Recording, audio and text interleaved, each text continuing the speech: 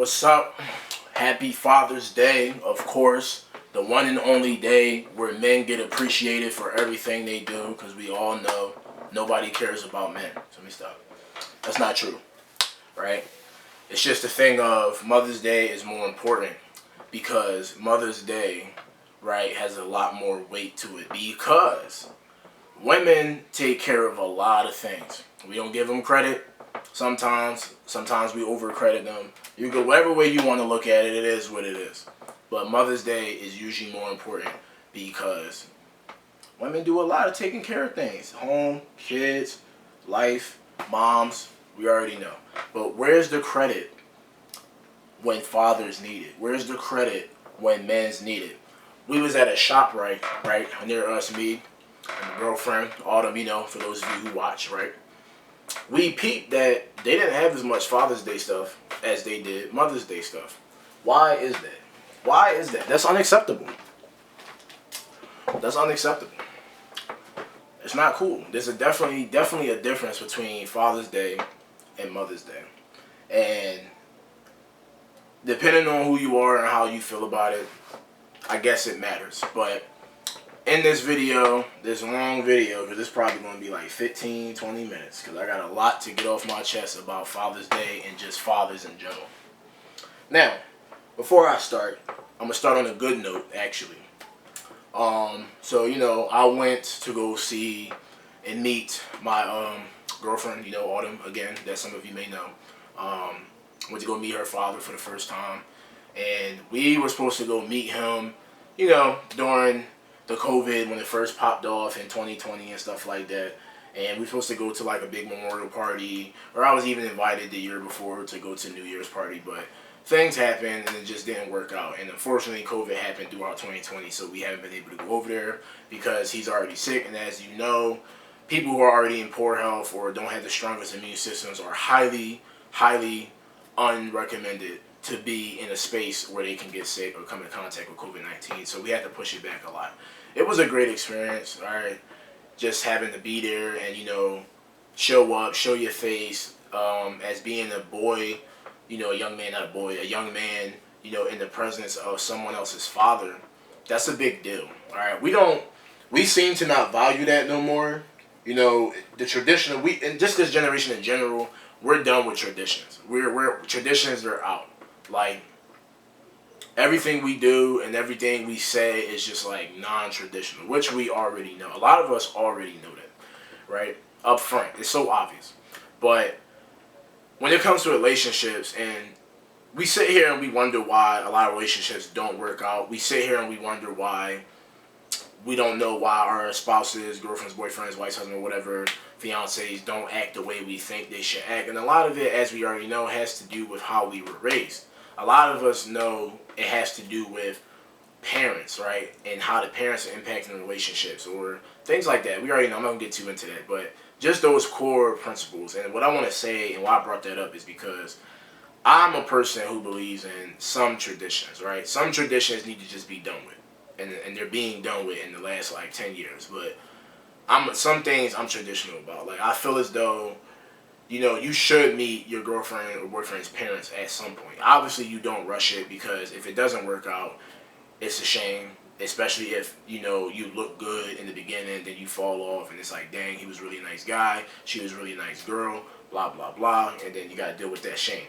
But it's important because you get to see where the other person comes from. You get to see who raised the other person. You get to see who they really are and whatnot, for the most part.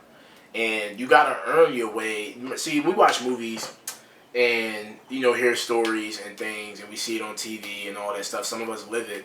You used to have to earn your way into somebody's family.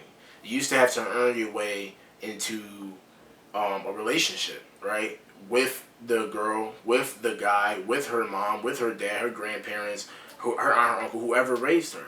It could be all of them or one of them. It doesn't matter. You had to earn your way there. And for me, I've had a few, relationships here and there, rocky things or whatever. And it's like meeting family says a lot. And you always learn a lot. If you actually care about that step, you learn a lot.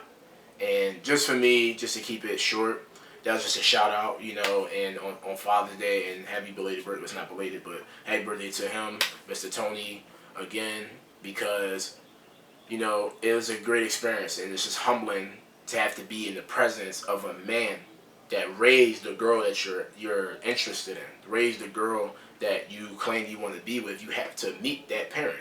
A lot of dudes get away with hurting a lot of guys. I mean, a lot of girls, excuse me. A lot of dudes get away with hurting a lot of girls. And in both ways, girls get away with hurting a lot of guys because they don't meet the other person's parent. They don't meet their dad. They don't meet their mom. So they just disrespect them and do whatever. And that's the whole point. That's why people don't want to meet certain people's parents sometimes, because they know they're not going to be there. They know they have no plans on being around. So they don't care about it. And that's really just the truth about the whole situation. So again, that was a good experience. And I encourage you, whoever you are watching this, young, adult, whatever, if you dating or something like that, be in favor of meeting your person's parents. Whoever that person you're with, meet their parents. Even just as a friend, meet their parents.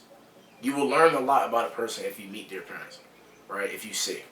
So, just because we on Father's Day, on a more personal note, I'm just going to say a little bit more about myself and things, right? I don't have a father. Like, obviously I have a male that somehow created me and whatever, and I'm a part of him and he's a part of me, clearly. But what I mean is, I don't have a father in my life. I don't have a father who's there, present, giving, knowing, seeing, all that. I don't have that. I never had that growing up. And it sucks, right, sometimes. Because when you think about it and you see other kids with their dad, you like, Dad, where's mine? Where's my dad at? Well, come on now.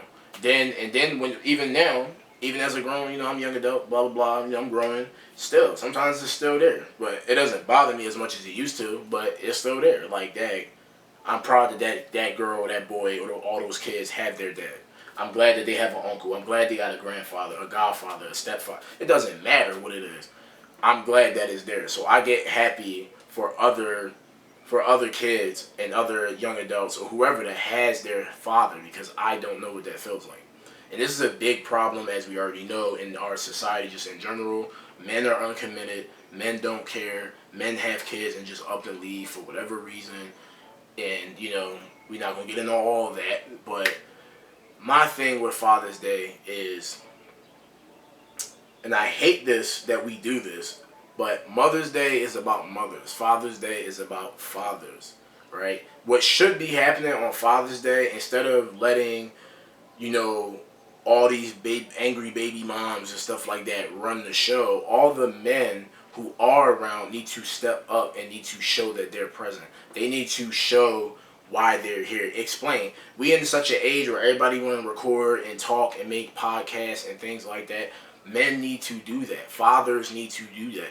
Like, not just on Father's Day, but even more so on Father's Day, right? It's very, very important that we do that. And also, it's like, for me, the part of me not having a father makes me want to be a better role model, because I didn't have no true, real male role model in my face, in my life, to adapt to and to learn from. So I constantly, as life goes on over these years, I've had to see men and be like, all right, he looks cool, he looks tough, he look like people scared of him, he look like people respect him, he talks well, he dresses well. I have to constantly see and look at and monitor that, because I never had no one true example.